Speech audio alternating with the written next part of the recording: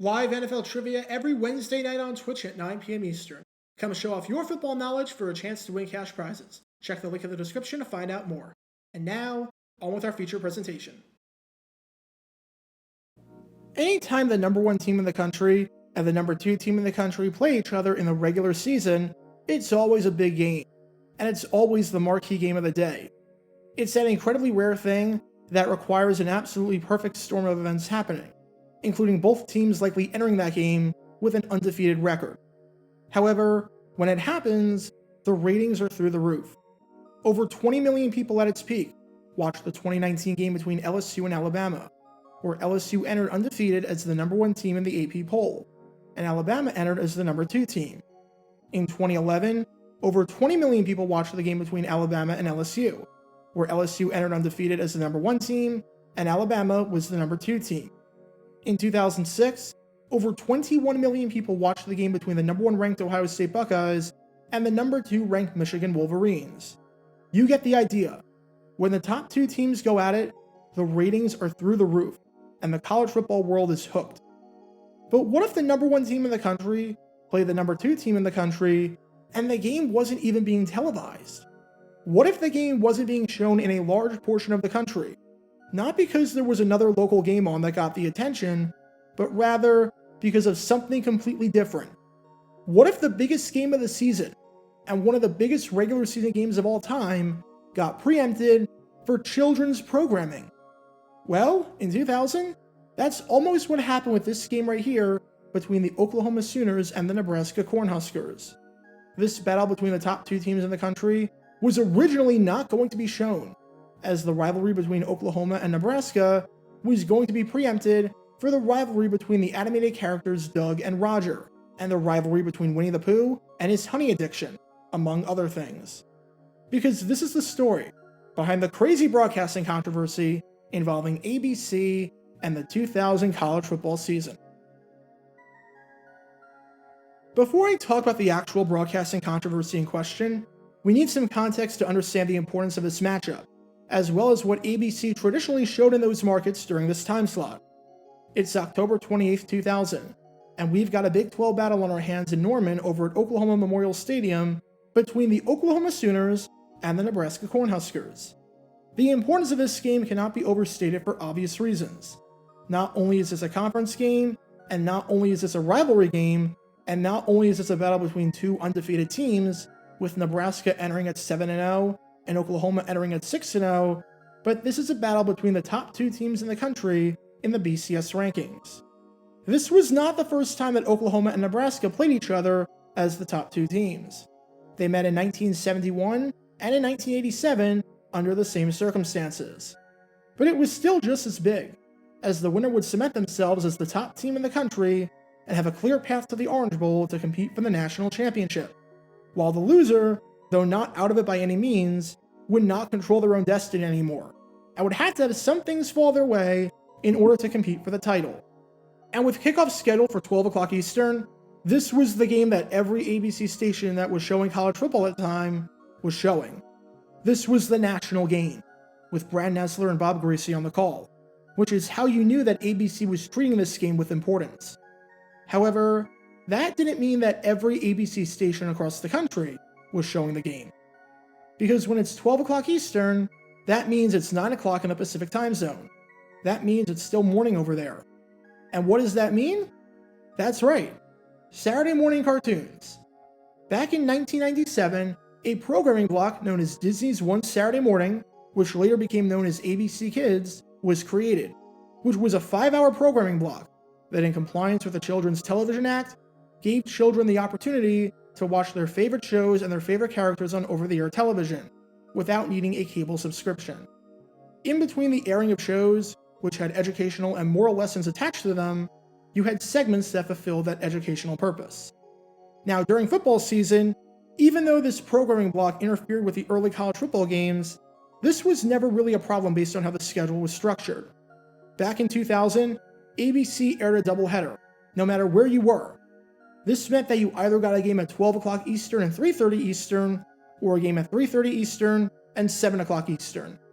Everyone got the 3:30 Eastern game, but if you were on the East Coast, you didn't get the night game. as ABC aired other programming.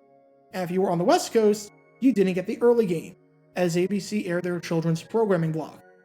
And again, this wasn't a problem, because college football is, in many ways, a regional sport. Most West Coast fans don't care if they're missing out on a national battle between two teams in the ACC, and most East Coast fans don't care if they're missing out on a national battle between two teams in the Pac-10. But on this day, with a game between the top two teams, in a game that transcends regional importance, yeah, that's kind of a bit of a different story. It's one thing if ABC has children's programming on in California instead of the battle between two schools like Boston College and Syracuse. It's an entirely different thing if ABC has children's programming on in California instead of the battle between the two teams sitting atop the BCS rankings. And as you can probably expect, when ABC announced that 18% of the country won't be able to watch this game, and will have to watch shows like Doug, Recess, Pepper Ann, and The New Adventures of Winnie the Pooh, yeah, there was a ton of outrage and criticism. ABC executives had a decision to make that was going to make one group of people incredibly unhappy no matter what. Option 1 was to trim the 5 hours of children's programming, or even move it up earlier, starting at 6 o'clock or 5 o'clock instead of 7 o'clock, and show the college football game, which would anger children. Or, option 2 was to keep everything exactly the same, and not show the college football game, angering football fans in the process. As for what ABC decided to do at first, they were leaving everything the same. ABC essentially said, "Screw the football fans. We hear your concerns, but the children are more important." Because as George Benson and Whitney Houston once said, "I believe the children are our future." Mark Mandel, a spokesman for ABC Sports, had to put out a statement to try and quell the criticism, but the statement was laughably bad and all over the place, and made it seem like he had no idea what the pulse of the West Coast was, or what he was doing. He first said that there weren't enough college football fans out west to support a decision like this, essentially putting the blame on that 18% of the country for not caring enough about the sport. Mandel said, "College football is a regional game, and very few games that we would show nationally would get the kind of ratings to support it." By his logic, the West Coast wouldn't care about a battle between the number 1 and the number 2 team in the country, which is quite the interesting take.